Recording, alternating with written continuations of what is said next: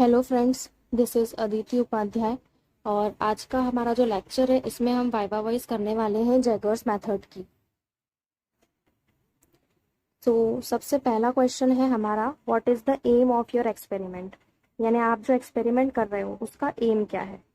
तो हमने लिखा है to determine the surface tension of the given liquid by Jaeger's method.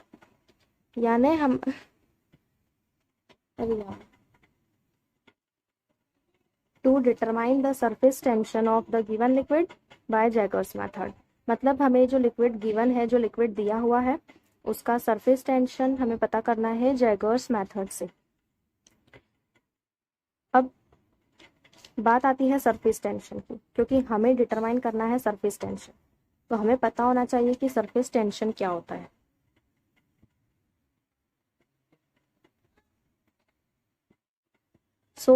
Surface tension एक प्रॉपर्टी होती है लिक्विड की। Surface tension is a property of liquid due to which the free surface of liquid behaves like a stretched elastic membrane। यानी कि surface tension एक liquid की property होती है जिसके कारण लिक्विड की जो फ्री सरफेस होती है वो एक स्ट्रेच्ड इलास्टिक मेम्ब्रेन की तरह बिहेव करती है। हमारा नेक्स्ट क्वेश्चन है, what is the cause of surface tension. Surface tension किस वजह से जनरेट होता है। The cause of surface tension is due to the force of cohesion, which is the force of attraction. When the distance between the molecules, if 10 to the power minus 9 meter or less than it, यानी कि जो surface tension होता है वो force of cohesion की वजह से generate होता है। अब force of cohesion एक force of attraction होता है, ये एक force of attraction होता है जो same molecules के बीच में लगता है और इसी के कारण सरफेस टेंशन जनरेट होता है। और हमारे जो मॉलिक्यूल्स होते हैं उनकी एक मॉलिक्यूलर रेंज होती है जो होती है 10 to the power minus 9 metre. यानी कि ये जो फोर्स ऑफ कोहेजन है, जो एक प्रकार का फोर्स ऑफ अट्रैक्शन है, ये तभी एप्लीकेबल होगा जब मॉलिक्यूल जो है वो या तो 10 to the power minus 9 metre इस मॉलिक्यूलर रेंज में हो या इससे कम रेंज में। Now fourth, is surface tension of a liquid constant. क्या एक लिक्विड का सरफेस टेंशन कांस्टेंट होता है। No, the surface tension of a liquid depends on its temperature and pressure of impurities in it. मतलब कि surface tension जो है वो डिपेंड करता है दो चीज़ों पे, temperature and presence of impurity. मतलब कि टेम्परेचर पे डिपेंड करेगा और प्रेजेंस ऑफ इम्प्योरिटी पे डिपेंड करता है surface tension. Now fifth question, how is the surface tension of a liquid affected by change in temperature. यानी कि सरफेस टेंशन पे टेम्परेचर का क्या इफेक्ट पड़ता है। हम सभी जानते हैं कि जो सरफेस टेंशन होता है वो इन्वर्सली प्रोपोर्शनल होता है टेम्परेचर के। यानी टेम्परेचर अगर कम है तो सरफेस टेंशन आपका इंक्रीज करेगा, और यदि आपका टेम्परेचर डिक्रीज है, मतलब अगर टेम्परेचर कम है तो सरफेस टेंशन इंक्रीज होगा। तो अब हम क्वेश्चन नंबर 6 पर हैं, how is the surface tension of a liquid affected by the presence of impurities in it. मतलब लिक्विड का जो सरफेस टेंशन है उस पर इम्प्योरिटीज का क्या प्रभाव पड़ता है। If the impurity is much soluble the surface tension of liquid increases, if the impurity is less soluble the surface tension of liquid decreases.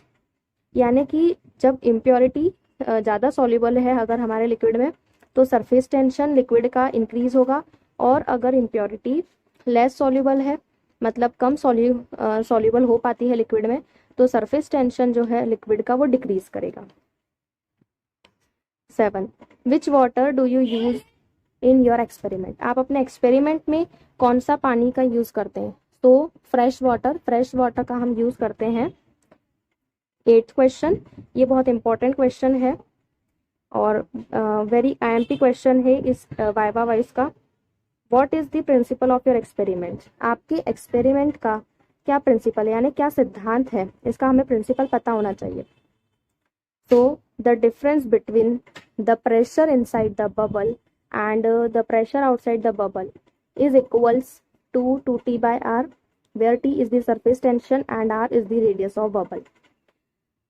Pressure inside the bubble और pressure outside the bubble, bubble जो होता है bubble के अंदर का pressure और bubble के बाहर का प्रेशर का जो डिफरेंस होता है, अंतर होता है, वो 2T/r के इक्वल होता है। इसमें T सरफेस टेंशन है और R रेडियस ऑफ बबल है या रेडियस ऑफ कैपिलरी। अब इसी चीज़ को हम डायग्राम की हेल्प से समझेंगे। जैसे ये हमने डायग्राम बनाया है यहाँ पे, इसमें ये हमारी बॉटल R है और ये जो हमारी बॉटल R है, इससे हमने कनेक्ट किया है फनल को। इस फनल में पानी भरा है और इस फनल की हेल्प से जो पानी है वो हमारी बॉटल में आएगा। और बीच में है यहाँ पे स्टॉप कॉक। इस स्टॉप कॉक को हमें इस तरह से सेट करना है कि जो वाटर आएगा बॉटल में वो ड्रॉप बाय ड्रॉप आए। और यहाँ पे एक अनादर ट्यूब भी जुड़ी हुई है इस बॉटल से। ये जो अनादर ट्यूब है या हम बोल सकते हैं कि पाइप, इससे हमारा एक तो मैनोमीटर कनेक्टेड है जिसको हम यू शेप ट्यूब बोलते हैं, और इसी पाइप से हमारी कैपिलरी ट्यूब भी कनेक्टेड है। तो जब हम स्टॉप कॉक को सेट करेंगे और फनल से हमारा जो वाटर है वो ड्रॉप बाय ड्रॉप के फॉर्म में आएगा बॉटल में, तो उससे क्या होगा कि हर एक ड्रॉप जो है वो यहाँ पे कुछ एयर प्रेजेंट है और वो ड्रॉप एयर को डिस्प्लेस करेगी, और वो जो एयर को डिस्प्लेस करेगी और अपर डायरेक्शन में एक प्रेशर एक्सर्ट करेगी, प्रेशर अप्लाई करेगी। तो वो प्रेशर जो हमारी कैपिलरी ट्यूब है उसमें जो वाटर राइज हुआ है उस पर भी वो प्रेशर अप्लाई होगा, और वही प्रेशर मैनोमीटर के लिम्स पे भी अप्लाई होगा। इसीलिए हमें मैनोमीटर के लिम्स में डिफरेंस देखने को मिलता है हाइट में। और कैपिलरी ट्यूब में जब पानी राइज करेगा और ऊपर से यहाँ प्रेशर लग रहा है, तो उस वजह से जो वाटर राइज हुआ है उसमें क्या होगा, वाटर कंप्रेस होगा, तो वाटर जो है वो फॉल होगा। और जब वाटर फॉल होगा तो वो कैपिलरी के एंड पे डिटैच हो जाए, मतलब कैपिलरी के एंड पे जो बबल है वो बबल बर्स्ट होगा और बबल जो है वो कैपिलरी से डिटैच हो जाएगा। सो ये पूरा इसका प्रिंसिपल होता है, मैकेनिज्म होता है। और इसी चीज़ को हमने यहाँ पे थ्योरी में भी लिखा है when the water comes from funnel drop by drop in the bottle, the pressure is increased in upward direction that increase the pressure on capillary tube and the pressure gets detached from the capillary. Ninth है what should be the rate of formation of bubble। जैसा कि मैंने अभी आपको बताया कि जो funnel से वाटर जो है वो ड्रॉप बाय ड्रॉप के फॉर्म में आना चाहिए। तो यहाँ पूछा जा रहा है कि जो बबल बनेंगे उनका रेट ऑफ फॉर्मेशन क्या है। मतलब अगर हम यहाँ पे 1 मिनट लेते हैं, हमने डेटा लिया 1 मिनट, तो 1 मिनट में कितने बबल्स बनना चाहिए, तो 1 मिनट में 5 से 6 बबल बनना चाहिए। मतलब जो हमारा स्टॉप कॉक है उसे हमें इस तरह सेट करना है कि वाटर ड्रॉप बाय ड्रॉप भी गिरे और 1 मिनट में 5 से 6 बबल बने। 10th, which capillary do you prefer in your experiment. आप अपने एक्सपेरिमेंट में कौन सी कैपिलरी प्रेफर करेंगे। सो हम यहाँ पे वो कैपिलरी लेंगे जिसका रेडियस स्मॉल होगा। 11th, does the excess pressure inside the bubble depends on the depth of capillary. Bubble के अंदर का जो एक्सेस प्रेशर है क्या वो कैपिलरी की डेप्थ पर डिपेंड करेगा, यानी कि जो कैपिलरी वाटर में डिप हुई है उसकी डेप्थ पर डिपेंड करेगा। सो आंसर है no, its value depends only on the surface tension of experimental liquid and the radius of bubble या कैपिलरी। यानी कि बबल के अंदर जो एक्सेस प्रेशर है वो हमारा डिपेंड करेगा जो एक्सपेरिमेंटल लिक्विड है उसके सरफेस टेंशन पे या उसके रेडियस पर, रेडियस ऑफ बबल या रेडियस ऑफ कैपिलरी, दोनों का रेडियस सेम ही होगा। विच liquid do you choose for manometer. Manometer के लिए आप कौन सा लिक्विड चूज करते हैं। सो है अ लो डेंसिटी लिक्विड। हम यहाँ पे वो लिक्विड देंगे जिसकी डेंसिटी कम हो और वो है water. Last, when do you take the reading of manometer. Manometer की रीडिंग हम कब टेक कर देंगे, कब नोट करेंगे। When the liquid meniscus in one limb is lowest and in the other limb is highest.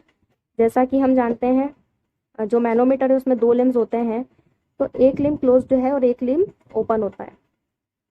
तो हम यहाँ पे मैनोमीटर की रीडिंग तब नोट करेंगे जब एक लिम में वाटर लेवल कम होगा और अदर लिम में वाटर लेवल हाईएस्ट होगा। सो आई होप कि आपको ये वाइवा क्वेश्चन समझ आए होंगे, और इस वीडियो को अब मैं यहीं एंड करती हूँ। Thank you so much.